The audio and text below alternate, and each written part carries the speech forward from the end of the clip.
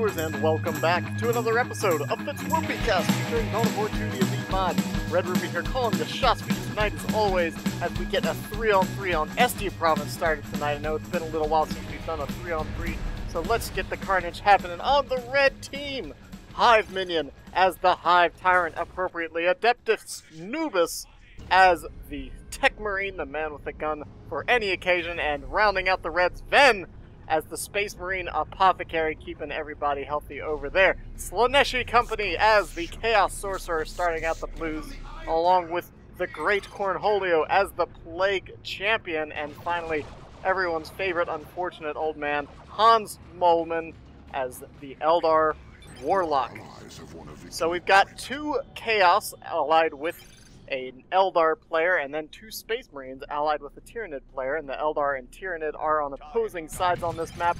Over on the Death Node over here, this single power node more responsible for more squad wipes due to lost micro than any other point in the game. Warlock trying to slice up some scouts unless the Apothecary has anything to say about it. Destructor goes off, but he doesn't really have any support out here. He's just going to dodge around and try to kite for a little bit. Down in the middle of the map, we've got a shooty battle going on between the Tech Marine and the Plague Champ. Plague Champ usually wins these early engagements due to that worship, and that Plague Champion bolter doing a little extra dot even if you're in that heavy cover. Oh, we come down bottom just in time to see the Hormagons gobbling up the last of a Heretic squad. Heretic's always kind of tricky in that first engagement. Not uncommon to see a squad go down early if people misjudge it incorrectly there. Or I guess judge it incorrectly. If you misjudge incorrectly, then maybe you're judging correctly. I'm not sure. But yeah, Heretic's so frail when you're in those melee engagements. It really depends on how the Doom Blast goes off, how a couple of those melee specials may or may not hit in those first few engagements. Hive Tyrant, though, looks like he's managing to keep everything under control, at least for the time being. Those Heretics and Sorcerer are going to come back, but I think he can probably almost tank through all of that. In the middle, Eldar are coming, bringing their forces to bear on the Tech Marine, along with the help of that Plague Champion, easily going to rout the remaining Space Marine forces over here. Tech Marine finally has to go ahead and hit the retreat button after getting perilously low. Blue team does have a full gen farm popping up, so does the Reds. And Estia province actually seeing a lot more battle on this side of the map in the early game, and then it'll of course divulge down into this big plaza down here with a contested victory point. Matches rather tend to go long on this map because it's kind of like, I almost want to compare it to Outer Reaches, whereas you have that natural victory point right in front of the bases for either side, so it's really hard to get a 2-0 cap or even especially a 3 cap, so these games tend to go very long. A little bit of a gen bash going down, kind of pick off one, maybe 2 generators over here. Guardians pop down that energy shield while they cap you saw right there, buying them a lot of extra time to try to get that victory point under control, but a flank from the Nids is going to shut it down anyway. Nice looking grenade, unfortunately a bit too late. They kind of forgot to account for the warrior assault jump there. Not the assault jump, but the kind of initiation and melee leap that they tend to do, so they kind of hopped right over that grenade. A little speedy, you have to account for that. You almost want to drop the grenade if you're falling back pretty much right where your squad is standing, because that's where the warriors are going to jump. Similar to how Assault Space Marines and even Hormagons now, with their melee bounce there. It's not a jump, it's kind of a bounce, a leap, if it were. I think that's the official term of Hive Tyrant already with the Rending Talons, gonna be giving him some nice seismic roar. There it goes right there. Unfortunately, the Tyranid army was pretty well blasted off from that Sorcerer. It got a nice volley of Doom Bolts going on right as that Havoc team managed to suppress everything. Also has the Sword of Flame right now, so you can see that had those Heretics burning for battle as they jumped into all of that. And a pretty easy win for that Sorcerer right there. So you can get those initiating Doom Bolts off on that suppressed pile of whatever you're fighting. It can normally be the end of an engagement before it even starts. So right now, let's see, Cornholio actually has double Space Marines and Raptors coming onto the field, so pretty beefy tier 1. Also getting the Plague Sword for his Plague Champion. Considering that he's fighting against 2 Space Marines, that Plague Sword is going to be pretty nasty so long as he can actually manage to get into melee. Rangers trying to escape, losing a model after they get out from under those Assault Space Marines, jump right there. Sorcerer finding himself outgunned severely. Is that all three? That's all three armies over here. Of course, opening the back end up to a gen bash over there for the red teams. They kind of converged all on one spot, but luckily we saw Hans Moleman recognize that, took advantage of the situation, is going to get in that sweet gen bash, slowing down the tech over there. So even if they manage, so long as the blue team manages to at least cause a little bit of hurt right here, this is going to be a solid push for them, or at least a solid hold. No Assault Space Marines go down right here, and the Plague Marine actually looks like he might be able to hold against both the Tech Marine and the Apothecary right now, keeping that worship constantly up, keeping those squads all nice and healthy, and between the Plague Champion now with Mucus Discharge, keeping the Raptors on the field, and that sword he's got doing some pretty hefty damage to these heavy armor squads, since it's a power melee weapon. Sorcerer managed to hold, Tyrannus didn't manage to push all the way up to the gen farm. They got right about there, but the Sorcerer's still hanging out, trying to deter that final push. Banshees were looking for a little bit of trouble. Managed to get down everything but the node on the far side, but still taking out the 3 generators. Pretty solid for the red team. Or sorry, the blue team. We've got that situation where the reds are actually on the left, and on the UI, the reds are on the right, so don't mind me, just doing a little mix-up here. And you can see, actually, that the Great Cornholio is actually bearing the mark of the most terrifying demon of the void right here. The most insatiable beast I've ever seen.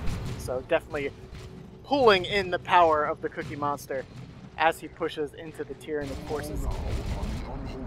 Tech Marine kind of just hanging out, looking for some trouble to get into. Not sure which side he needs to support right now. Up top we see the Death Node getting broken down by the forces of the Apothecary right there.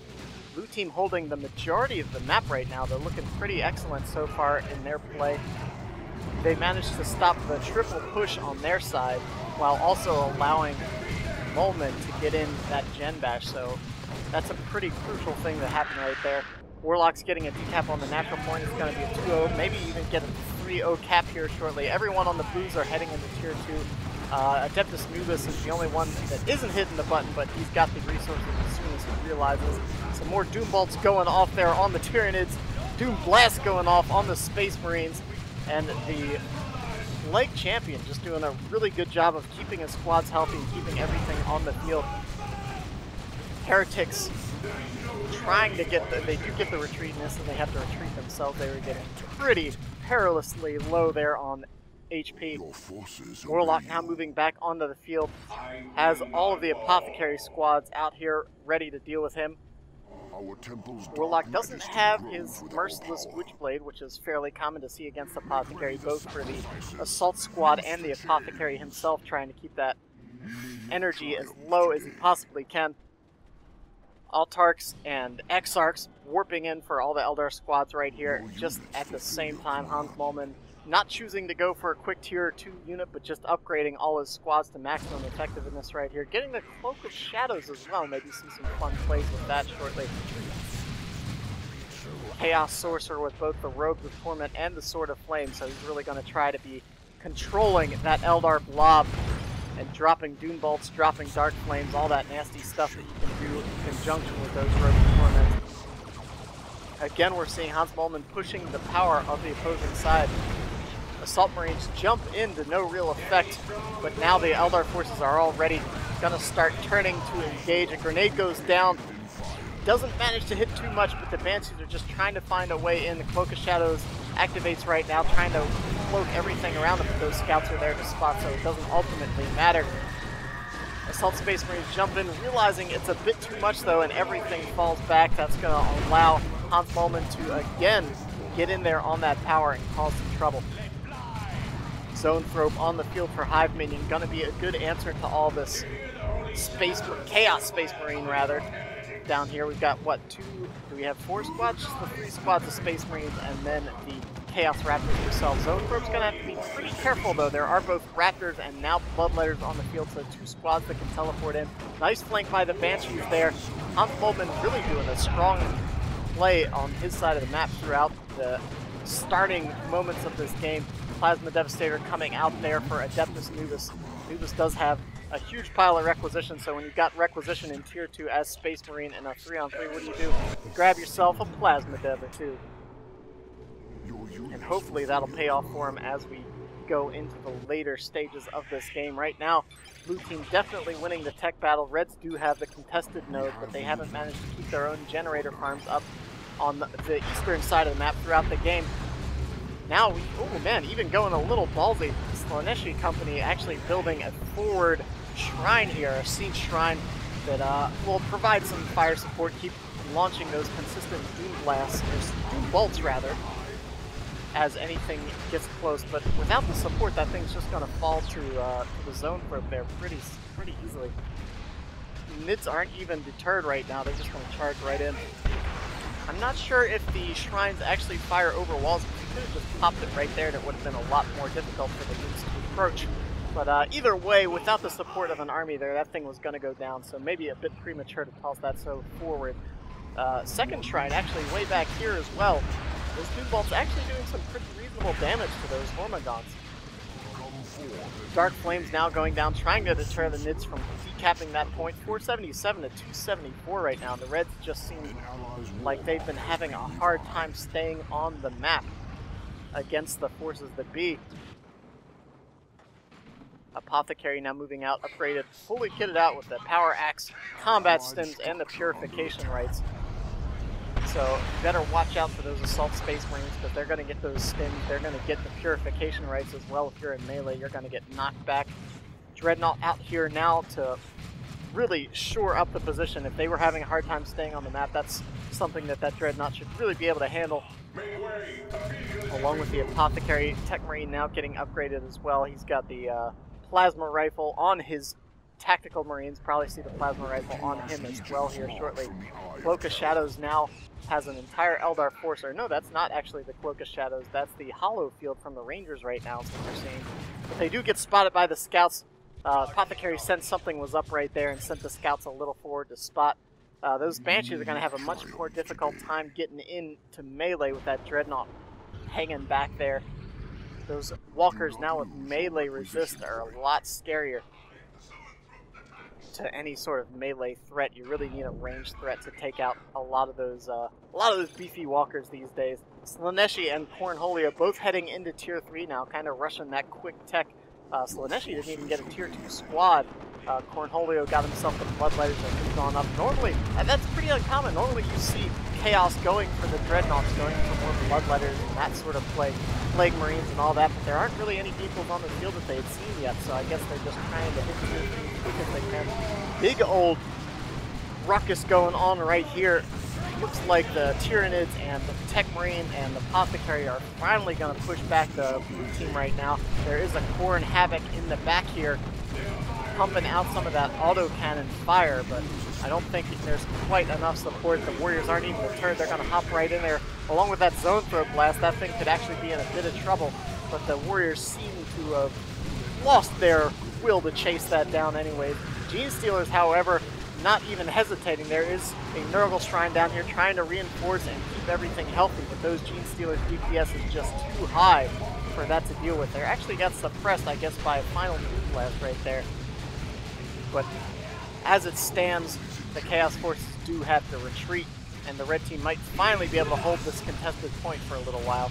That being said, you can see Slaansehi's already calling. He's going to have a Predator out here shortly. They're both Chaos players now on the blue team, sitting in Tier 3, probably going to be able to bring either a Predator or something else big and nasty on the field before much longer. You actually have the Bloodletters now moving in. The Dreadnought's still largely uncontested. They could probably play a bit more aggressive, especially considering they now have 2 Dreadnoughts on the field.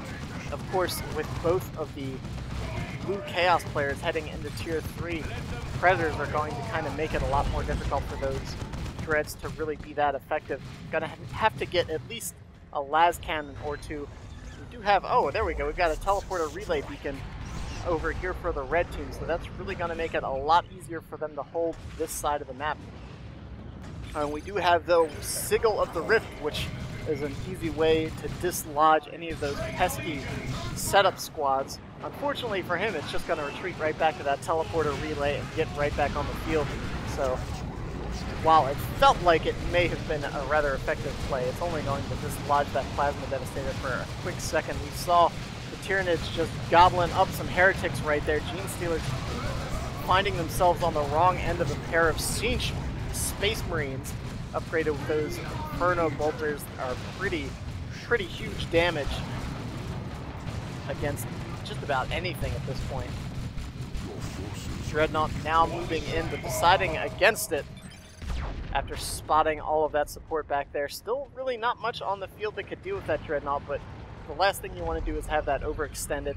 Dreadnoughts are such a huge investment of power that it's really difficult to want to push them forward when you don't have an obvious escape plan. If you get snared in enemy territory, those things are so slow that it's just going to be super difficult to save them, unless, of course, you're maybe the Chaos Sorcerer who can just teleport those Dreadnoughts on out of there. And again, Hans Moleman easily routing the Apothecary forces and getting, I think, what is at least the third generator bash in at this stage in the game.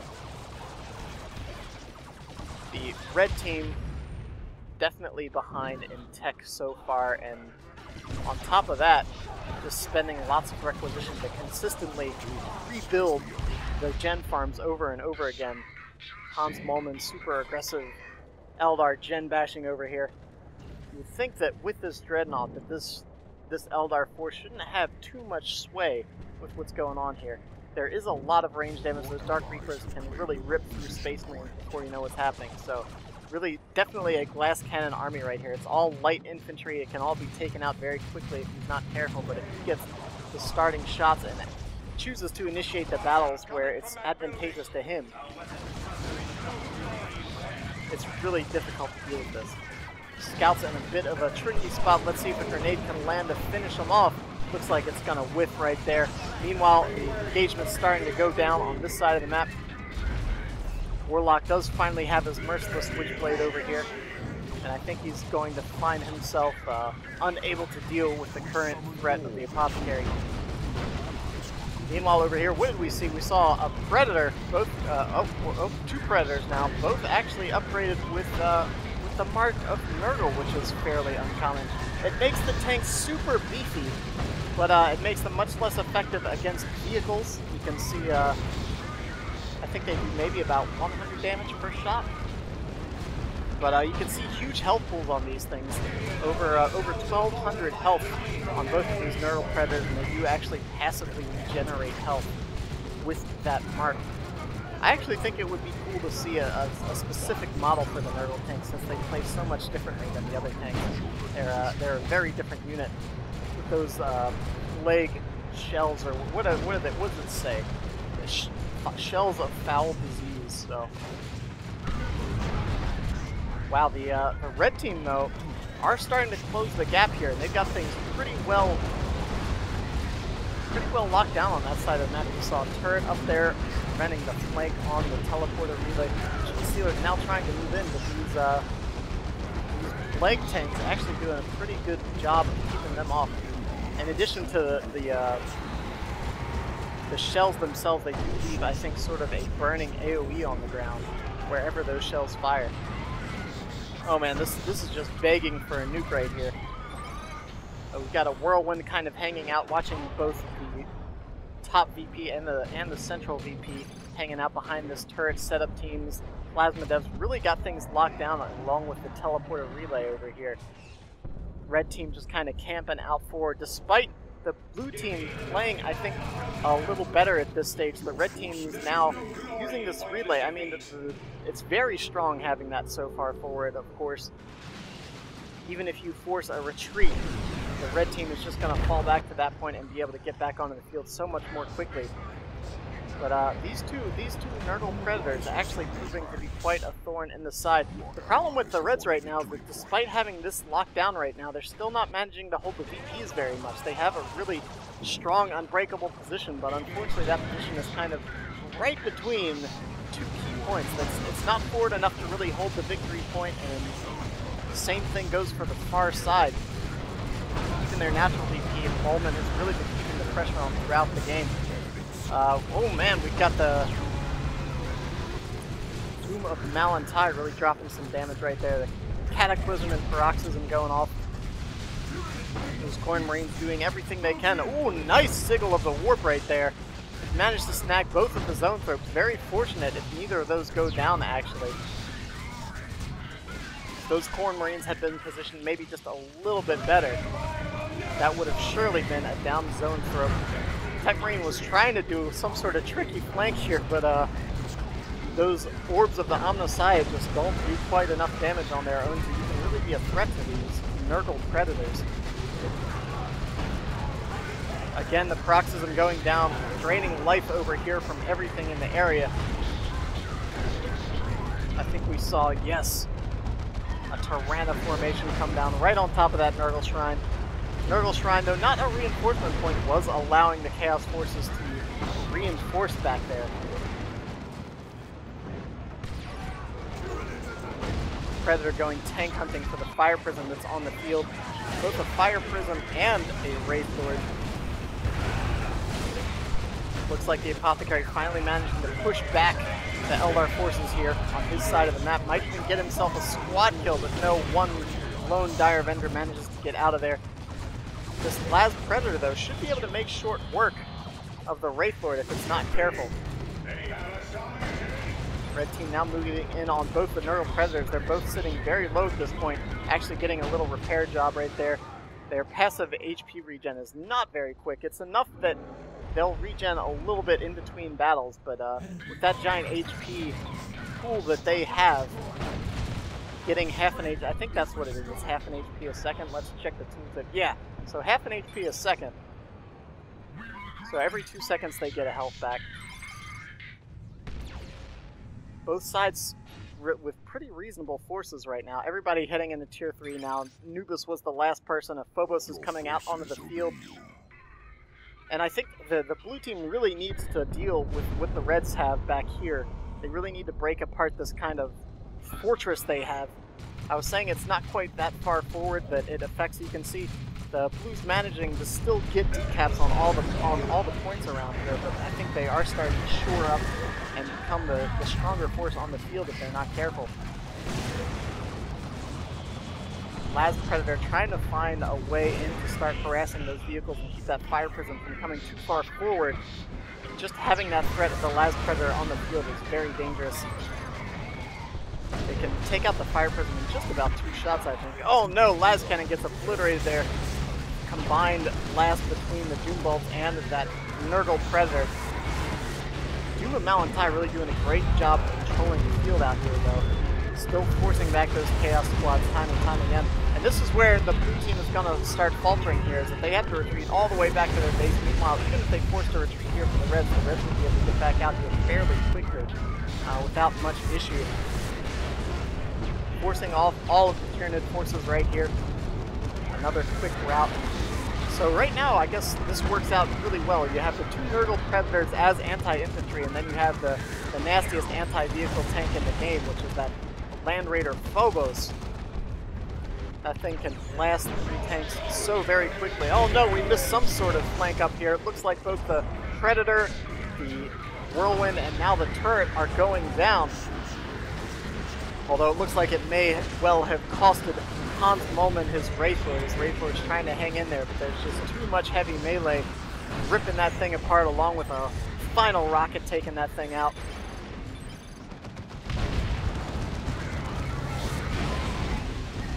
I believe Hans Moleman lost his Fire Prism as well.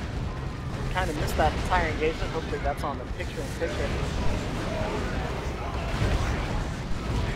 Right now, all chaos is breaking loose in the center here. We've got a Carnifex on the field. We've got both the Zone Probes doing what they can out here. This Land Raider Phobos actually looking pretty rough at this stage in the game. Taking a lot of focus fire. There's rocket launchers, there's las cannons, there's the Carnifex now moving in on it as well. These 2 Nurgle Predators, though, constantly dealing out some damage. Oh, nice use, actually, of the teleport there, saving that Predator, and we're now seeing it do a little moonwalk there back onto the field, apparently. Orbital Bombardment coming down on the center, not really hitting too much. I think the plan was to probably finish off that Land Raider. I think the Orbital Bombardment went down just as the Land Raider got pulled back.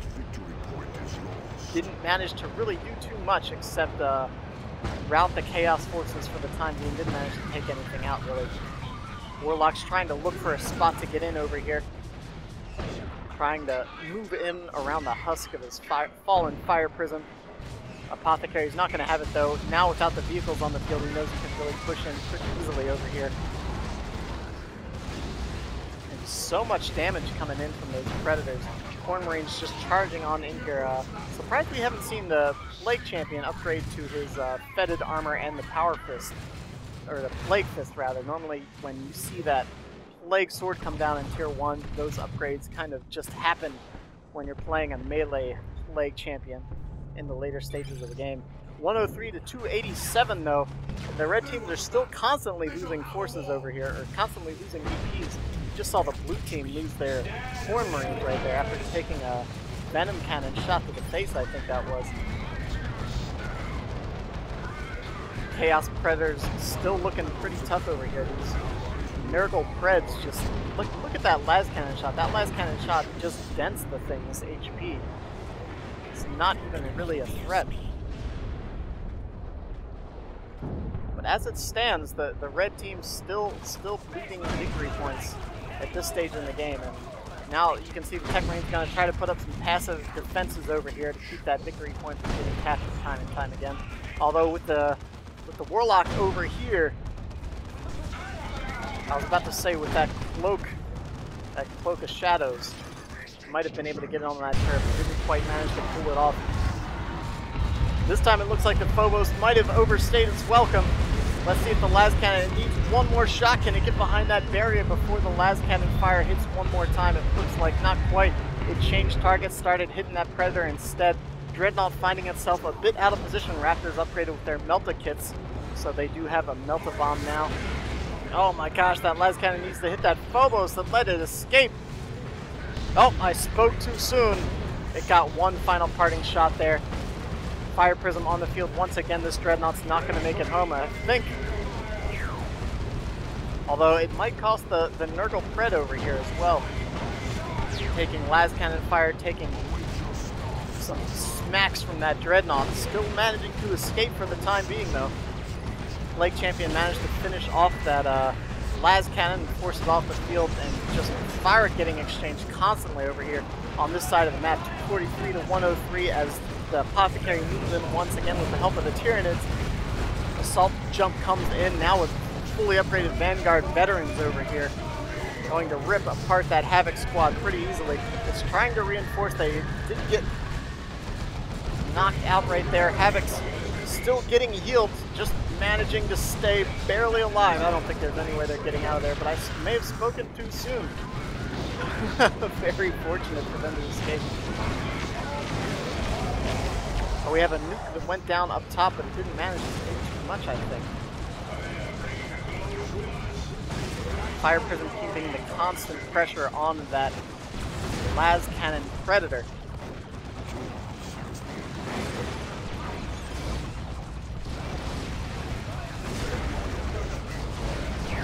And man, it's just chaotic right now.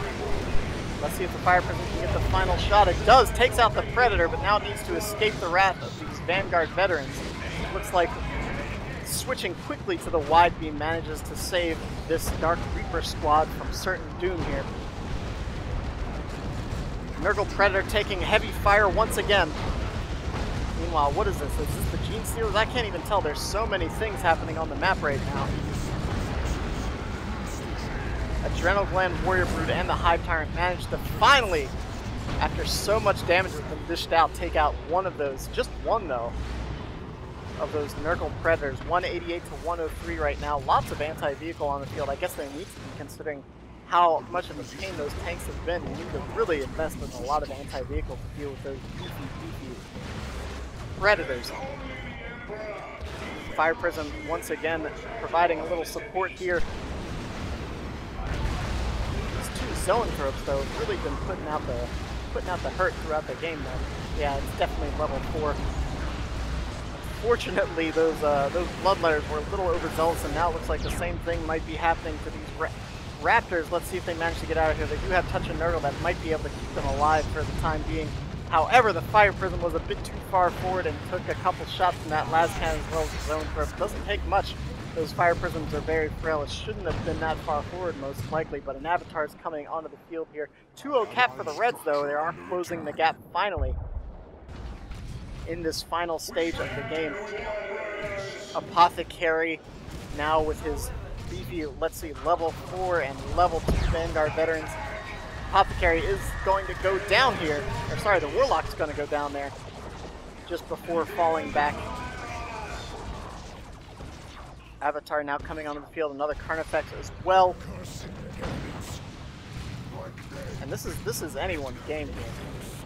I'm surprised that nuke was a bit far forward. If he had moved it a bit further back, I think it probably would have taken out that teleporter relay. But as it stands, the Reds just constantly having field presence is finally starting to whittle down the blue team. You can see the blue team, Slaansehi company, down to just a few squads. Cornholio and Moleman still with a fairly full roster, however, though. Really right now, Hive Minion's just been doing some serious damage throughout this game. I think he's definitely been despite the teleporter relay doing some serious work, the Tyranid Force is definitely the MVP so far on the red side. You can see, oh my gosh, between all of this Nurgle worship and then these big green blasts from the Nurgle Predators, it's so hard to tell what's going on. There's so many effects on the screen. Warrior Brew trying to get in there, but it doesn't look like it's quite gonna happen. Chaos Predator doing what it can to stay away from this Hive Tyrant. That Crush Claw, while not doing huge damage, just has some constant, nice, solid DPS to deal with that Predator. Doesn't look like he's gonna be able to finish it off, though, I think. Not with a Plague Champion and those Terminators hanging out as well. Let's see, they might even be able to take the Hive Tyrant out. Down he goes. One less threat on the field. Avatar now moving up on this Tech Marine's position. Oh, we do finally see a nuke over here, but unfortunately for the blue team, it looks like the Reds just kind of walked away from it. It will finally take out that kind of infernal teleporter relay back there. Blue team down to 28 victory points. Suddenly looking pretty tricky for them. The red team managed to hold on to the DPs just long enough. Hive Minion now moving to engage the Eldar forces, which have gone on full retreat. Avatar can't stick around to deal with that. Venerable Dreadnought now on the field along with his Venom Cannon Carnifex. The problem with this Chaos Predator is that there's just not a lot of anti-vehicle power in that thing. It's both difficult, it's a really cool unit because it's not super high DPS, but it has such huge HP that it's just a constant lingering threat here. It's been really cool to see those used. The pair of them has been a huge pain for the red team. 18 to 85 though. Blue team is capturing their natural point with the newly spawned Autarch, but it doesn't look like they're going to be able to hold the center point here on the map. They're getting decisively pushed back by the Tyranid forces. Great Unclean Ones on the field. It looks like it's going to be too late as the last two DPs tick off. Yeah, I think that's going to be just about it. If they're not capping at the count of 8, that's going to be a quick and a decisive finish right here for the Reds. The Reds managed to take the game just barely at only 85 points remaining. And what a crazy blast of a match it was here in the center. The red team had this kind of central point here locked down for so long before the Blues managed to finally break it that I think they just kind of won the battle of attrition and slowly managed to push back out on the map. Slaansehi company, Cacophony, rather, losing his key units there at the end, sitting only with a squad of Plague Marines and Chaos Heretics. Really didn't have too much to bring to the field. There's a Land Raider out as well, and it was just looking pretty decisive for the red team by the end of that match. Anyways, hope you guys enjoyed. Some crazy 3-on-3 action there for you. Man, good stuff, good stuff. Feel free to like, comment, subscribe, all that fun stuff. Stop by the channel, the YouTube, you know, Facebook, the Twitters, whatever social media you like. Stop by Dawn of War info as well. I believe there's a beta up for the new patch, and there's patch notes coming up. There's a lot of exciting stuff coming up in 2.3, 2.2, so keep an eye out for that shortly. Anyways, that's it for me. This is Red-Rupee. I'll catch you guys next time.